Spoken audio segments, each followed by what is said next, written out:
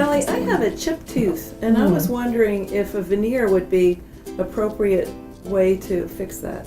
Yes, veneers work great in many instances. Sometimes if it's a small chip, we can do a little bonding filling. If it's a larger chip or if the tooth is a different shape, they would recommend a veneer, which is a much more permanent situation. Okay, what exactly are veneers? Well, veneers are a very thin porcelain layer that we put over top of your tooth. It is a permanent restoration, and it is custom made to your tooth and your mouth specifically. We take impressions of the teeth, send it out to a lab, and they send back a very thin porcelain layer of tooth shape that we cement onto your tooth that is permanent. We match the shape and the color to your other existing teeth, so it looks like a very natural tooth. And it's much stronger, more permanent than a filling would be. And do they have to grind some of the tooth down?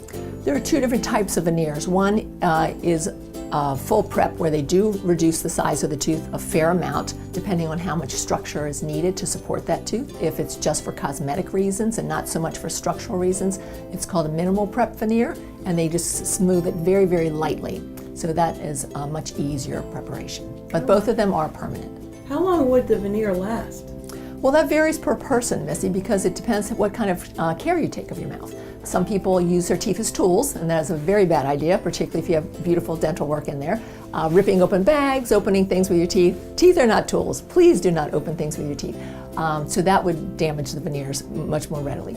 Keeping your gums healthy, what typically goes bad is people are not maintaining their tissue health. The gums recede a little bit, and we see the edge of the veneer, or some stain gets around there, and then when you smile, if you have a big gummy smile like I do, it's showing the edge of the veneer now, so that's not cosmetically what you'd like. So the healthier you keep your gums, the less you use them as tools, the longer your veneers will last. Oh, great.